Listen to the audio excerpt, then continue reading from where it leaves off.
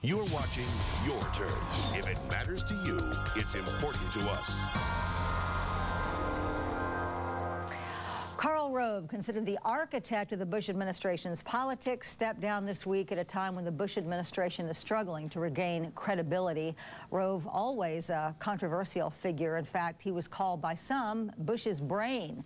Many admired his genius, his knack for strategy, at the same time condemned the way he used those skills in the White House, and some say polarized the country like none had ever done before. The war on terror, the tax cuts, the war on Iraq, immigration, re-election strategy, all had Rove's fingerprints all over them. Did he have too much influence over the president? And how will Bush and the Republicans get a boost out of his departure? And should Democrats now worry that he's still a very formidable adversary? Joining us today, Jim Davis, a former Democratic congressman, former candidate for the governor of the state of Florida, and currently a local attorney, and Todd Marks, president of the West Chase Republican Club. Welcome, gentlemen. Was this a big shock to either one of you that Rove stepped down this week?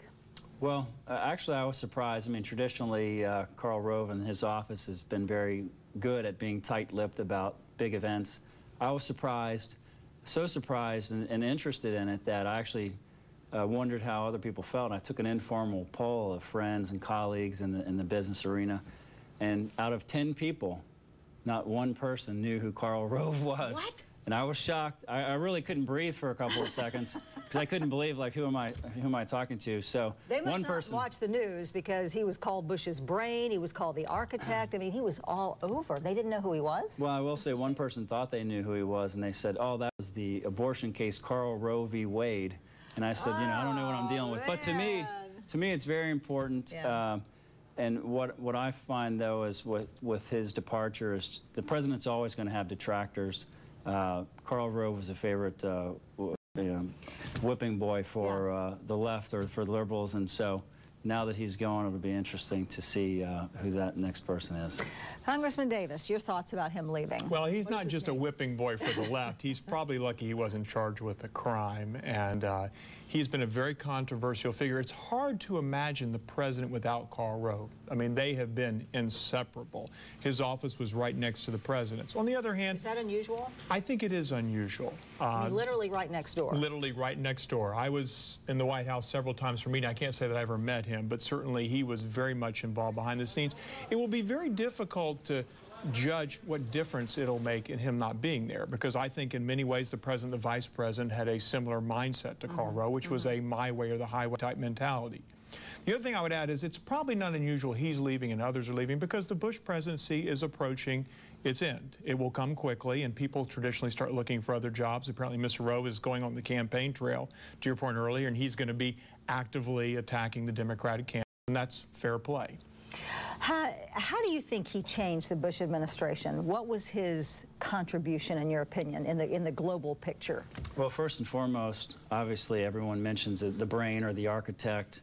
Karl Rove was a master tactician at strategery.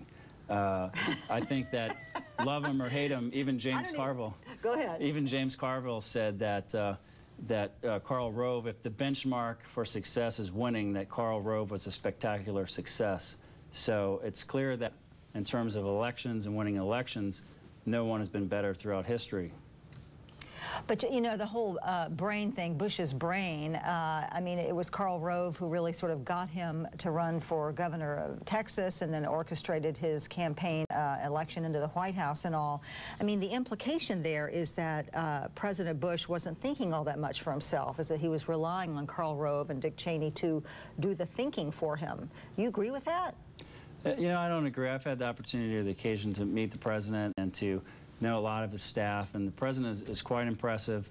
Behind closed doors, he's very sharp and he's intelligent. And so a lot of people said that about Vice President Cheney during the first term. Who's the real president during the budget process or the transition team, right. Even though he headed that based on his experience in prior administrations.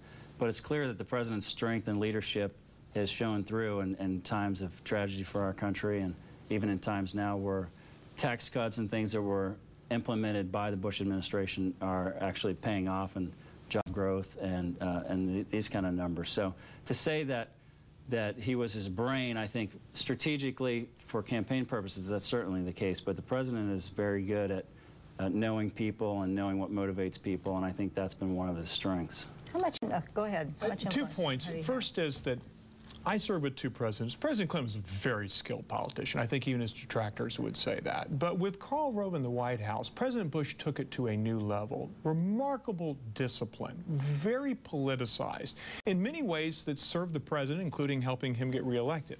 On the other hand, things that had not been politicized in the past were politicized, and I think Karl Rove is partly responsible for that. National security was politicized under this administration in ways that you had not seen before. The environment in Washington, and certainly the Democrats are to blame as well. We've been friends Karl Rove made this a very political White House, and it served the president well in some cases, obviously not in the last election. Give me an example. You wanted to say? Well, look, the nature of the presidency is inherently political. What decision can the president make that's not intertwined with politics and policy? And that's the reason we discussed on some of the presidential visits. There'll be political stops, there'll be policy stops. Everything the president says and does is inherently political. And, look, Karl Rove in the 2004 election, during a time where the country was in the middle of an unpopular war, et cetera, architected a re-election effort that won 80% of U.S. counties, gained him an additional 1 million votes over the 2000 election. And that's part of the problem, is that people who have a problem with Karl Rove or the president still have a problem with the 2000 election and deem him as not a credible president or not worthy of the office. But he clearly set a mandate the second time around. Well, here's an example, because certainly there's politics in the White House in Washington. National security. This president, and again, I assume Karl Rove was part of this, I believe, and I saw this as a member of Congress, heavily manipulated access and the use of national security information. And I think the country suffered as a result of that. And I think in the past you'd seen other presidents, Democrat and Republicans, who had not done that. And I think that is one of the unfortunate legacies of this administration. Okay, we're going to have to take a break. Let me ask the question when we come back. Will this give President Bush a boost by Karl Rove stepping down? Will it make people say, hey, maybe it was about time he lost this guy? Don't know. We'll be right back and get your opinions.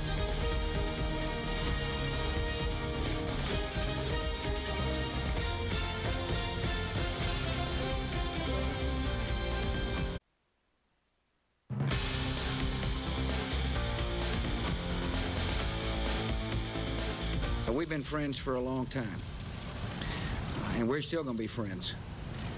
I would call Karl Rove a dear friend.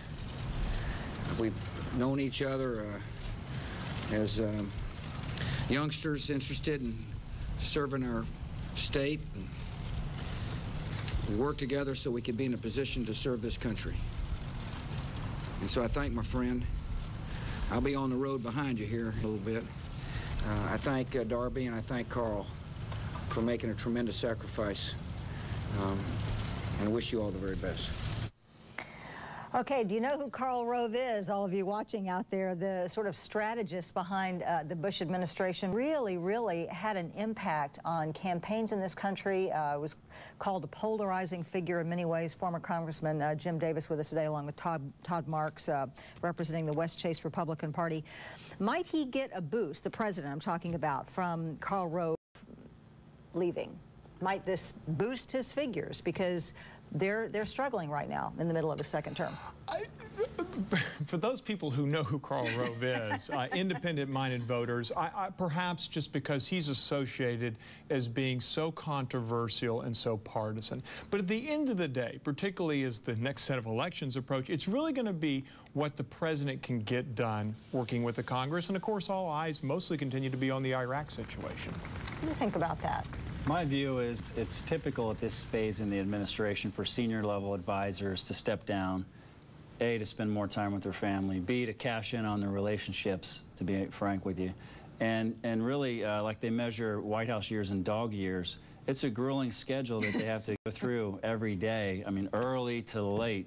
And so at some point it's a break, but in terms of his impact in allowing the president to achieve what he needs to achieve over his final days in his term, I think fresh ideas are good.